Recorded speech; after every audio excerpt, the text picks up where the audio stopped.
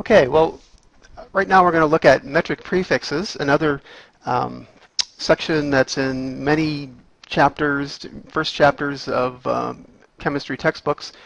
And metric prefixes is something you're probably already familiar with, but review and show you what we can do with this stuff. And it's a two-part series because it got a little long, so I chopped it up into two parts. So metric prefixes is another way that we can use to get around having to write a lot of zeros and powers of 10 and things like that. So for example, we have a conversion factor here. 1 inch is equal to 0.0254 meters, right? So we could put this into scientific notation, right? That's one way to get rid of the two zeros here, which are not significant. Put it into scientific notation. We have to move the decimal point over 2 places to the right. So 1 inch is equal to 2.54 times 10 down right, so it's 10 minus 2 in meters, right? So that's one way to get rid of the the pesky non-significant zeros that way. But then now we've added the power of 10, right? Now we have times 10 to the negative second. So which is worse, writing the 2 extra zeros or writing times 10 to the negative second exponent? Well, there's one way you can get rid of both of those. You can just say that 1 inch is equal to 2.54 centimeters, and this is what you usually see in the conversion, right? And this is a little trick that we did because we can replace centimeter, we can replace 10 to the minus second meters with a centimeter. So C is centi, right? C is centi, and so we use the C as an abbreviation, and centi means 10 to the minus 2, and voila, you got rid of the extra zeros, we got rid of the times 10 to the minus second, and now we have to know what centi means, but that's another way of dealing with these kind of zeros. So metric prefixes represent powers of 10, right? That's my summary statement here. Metric prefixes represent powers of 10. And there are a bunch of them, and you'll see in the next couple slides just how many there are. How about the wavelength of red light? Here we have a lot of extra zeros on that one, right? If we express it in meters. We can put it into scientific notation. One way to get rid of the extra zeros here to the left of 6, right? So we need to not write the number as, let's use the red one, 6.50, right? The 0 is significant because it's at the end of the decimal number, times 10 to some power, right, meters. So what is that power? Decimal point 1, 2, 3, 4, 5, 6, 7 places to the right, down right, so it's minus 7. Another way we can write this in nanometers, right? Usually when we write wavelengths, the wavelengths are written in nanometers, and nanometers, this turns out to be 650 nanometers. And the 0 is significant, so one trick we can use to show that the 0 is significant is just put a dot at the end of 650, and that tells us that that 0 at the end is significant because there is a decimal point there in the number. So zeros at the end of decimal point numbers are significant. A little trick, that we know. And in this case, nanometers is equal to 10 to the minus 9th meters. So there is not a prefix for 10 to the minus 7. Otherwise, they might use that one. I don't know. But when you see wavelength of light, typically the units are nanometers. The way it's and nanometers is 10 to the minus 9th. So you have to do a little conversion here, right? 6.5 times 10 to the minus 7 is 650 times 10 to the minus 9th. Replace the 10 to the minus 9th by nano, and there you go. And n, of course, is nano. I've said that already, but I didn't write it down. Nano, right? So you hear nano all sorts of things now, especially in scientific circles, and there even is an Apple product called the Nano, right? But nano means 10 to the minus 9th in science, and it doesn't really mean anything else in the metric system. even though it's used in a lot of different things. So here's a table of metric prefixes that I typically use for my courses. These are the ones that I think are significant that everybody should know and be familiar with, and some of them, you know, should be somewhat familiar, right? I think, you know, people know stuff like centi, right? Centi, centimeters, kilo, 10 to the third, megabytes, right? Gigabytes, right? So you've at least heard some of these before. And this is actually just a sampling of them. I do have a bigger table here. I like to show you, you know, how hard it could be, right? This is how hard it could be.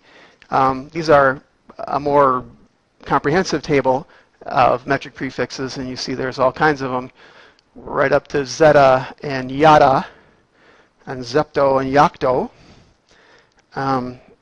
But again, it's kind of odd though, right? It has 10 to the minus 1, 10 to the minus 1, minus 2, minus 3, and all of a sudden it jumps to minus 6, and then it goes by threes after that. So, you know, how and when they decided to do that, who really knows?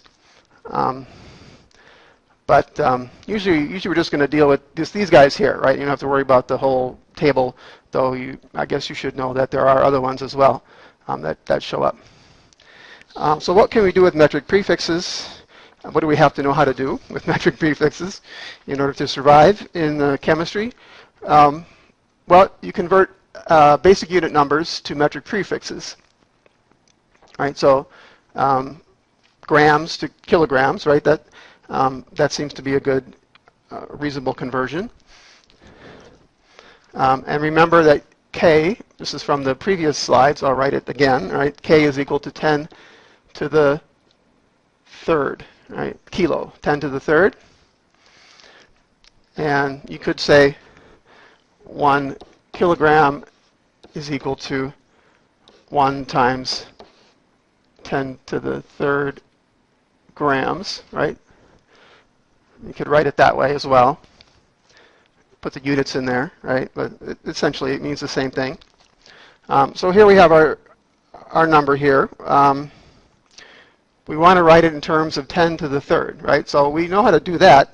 We can start here on the right side, pretend there's a decimal there, go 1, 2, 3 places to the left, and now I can rewrite the number as 658.5 times 10 to the third, or going left, so it goes up. And I'm still in grams here, right? Haven't made the conversion yet. And then I can replace times 10 to the third. I can replace that with kilo, right? That's how metric prefixes work. Oops. Get rid of that. I need the times in there, right? All I have to do is put kilogram in there. All right. So I got rid of the extra zeros there, right? The 2 zeros which are not significant in the number, and kilograms, and you can also write this in scientific notation. You know, 6.585 times 10 to the second kilogram. You know, if we want to do it in scientific notation, since we're also learning scientific notation in this chapter. But you know, the effect is the same thing, right? You get rid of the non-significant zeros there, and using the metric prefixes. Okay, and this, oh yes, the flying pig here, Plasmodium sow. So I've been listening to Percy Jackson and the Olympians series, and they have a lot of cool monsters that they come up with. Some I think are from Greek mythology, and some maybe they just totally made up. But you know, educational. Learn something about Greek mythology as you listen to an exciting story about exceptional children. Okay, convert basic units to metric prefixes. So we have liters, right, a measure of volume, to microliters. This thing here is micro. So the M was taken with milli, so the micro is written with the mu which is the Greek letter mu. You know, speaking of Greek monsters, here we have another Greek monster. And yeah, so that one you got to kind of watch out for because it's the only one that I'm aware of that you have to use a Greek letter instead of a regular, you know, Roman alphabet letter. Okay, so that's micro. Micro, and what is micro? Micro is equal to 10 to the minus 6. So it's the other side of the thing then as mega, right? Mega is 10 to the 6, micro 10 to the minus 6. Okay, so we take our number here. So one thing we can do is write it as a natural number. So we do that by adding zeros on. So I want to move the decimal point up to 0. I want to make it as 10 to the 0. So I go right 1 or left 1, 2, 3, 4 places, almost off the screen there. Right, and then so 1, 2, 3 zeros, 7, 8, 9. Times 10 to the 0 now, so we can just leave that off and write liters, right? So in order to make the decimal point go down, we go to the left up. So we want to make the decimal point increase it to 0. Okay. And now we want 10 to the minus 6, right? Because we want to replace 10 to the minus 6 by micro. We can do that by going back the other way to the right 6 places.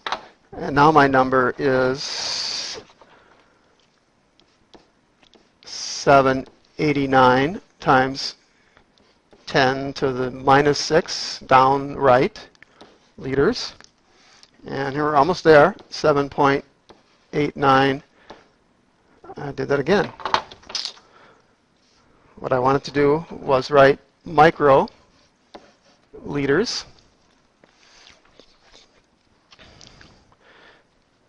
Okay, so another way you can do this is by using dimensional analysis. And this is why the presentation got a little long, I think. You can use a dimensional analysis. You can start out with your number, your liters, and then multiply it times the conversion factor, which would be microliters over 10 to the minus 6 liters. So this is conversion factor, basically multiplying the number times 1, right? Microliters over 10 to the minus 6 liters is the same as 1. So you're multiplying the number times 1, but you're changing the units because liters cancel out.